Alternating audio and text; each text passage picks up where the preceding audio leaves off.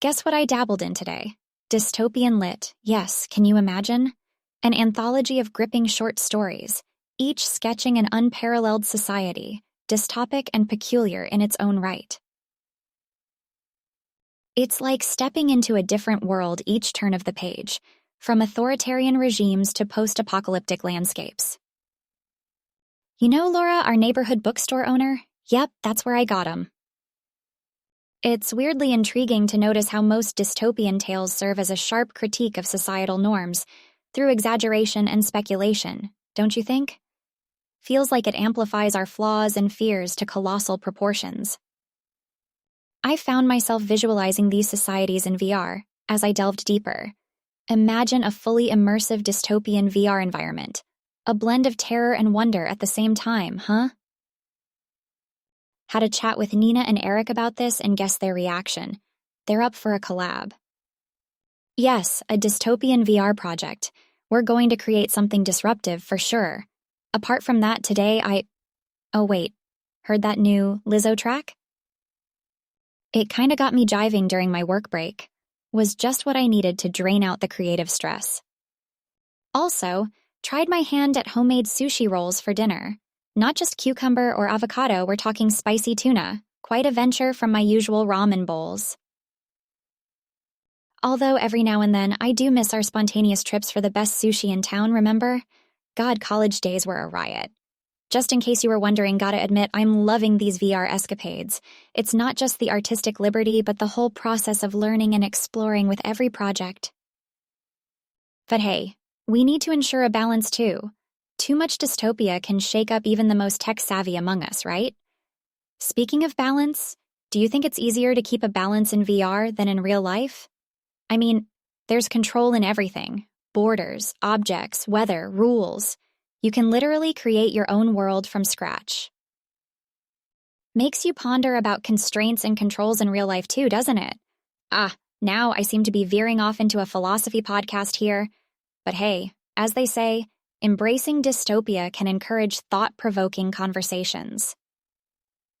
I believe that one of the grandest joys of art in any form, and especially VR right now, lies in innovation and the power to envision the unseen.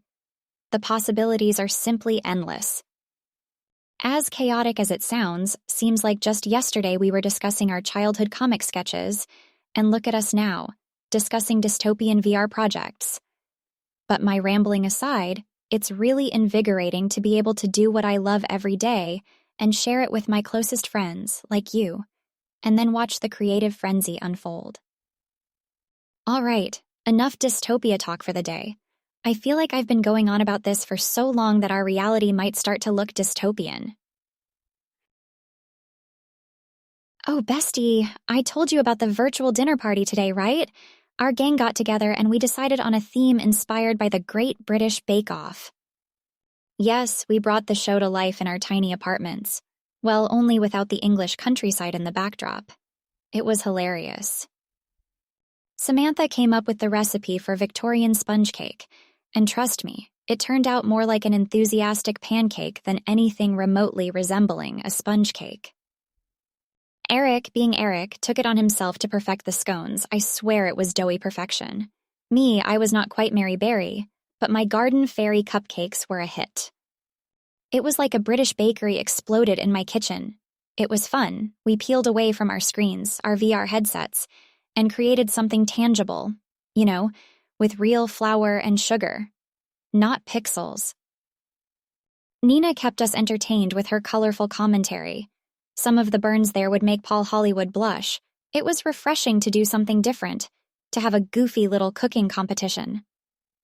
Amidst the flying flour and the hysteria, it felt a bit like the chaos from our crazy college days. Remember those? We even decided to stream some episodes and promise me you won't laugh. But we sat there enjoying our culinary masterpieces, watching the actual bake-off and comparing notes. In other news, something different for a playlist suggestion today. Have you listened to the parody versions of some major pop hits? They are riotously funny. I found myself in splits listening to them while tidying up the disastrous kitchen after the bake-off. It amazes me how humor can be woven into practically anything, even a song that's been done to death on the radio. Oh, and dinner, by the way, was a leftover pizza. After our ambitious British baking, nobody had the brain bandwidth to actually cook dinner.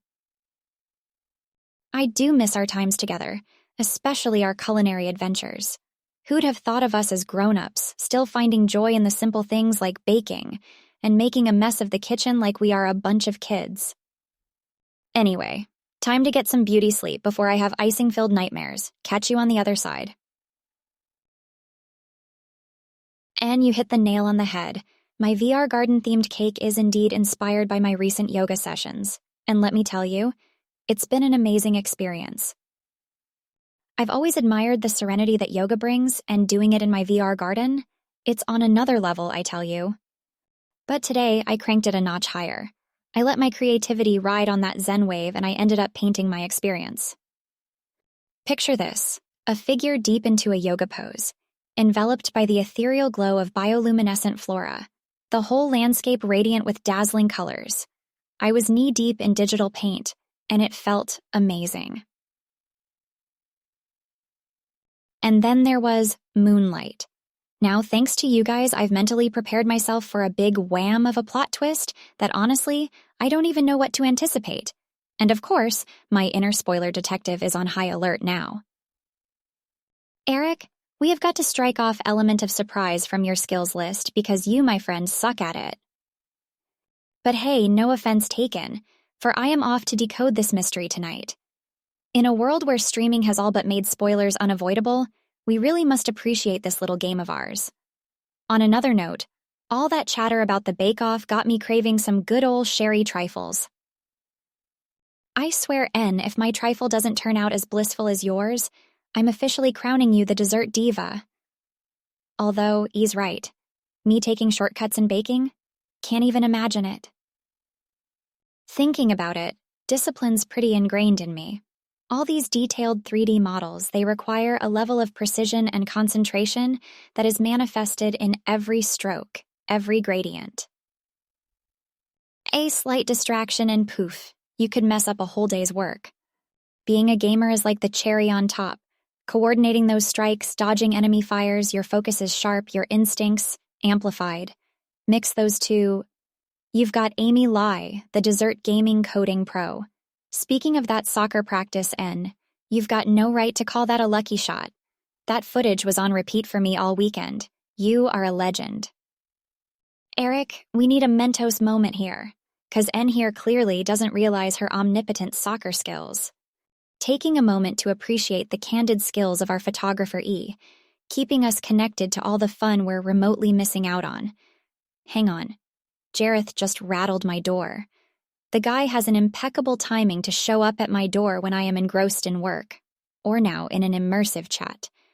But he's bringing Taco Bell, so that's a distraction I'm ready to welcome. Talk about not being easily distracted.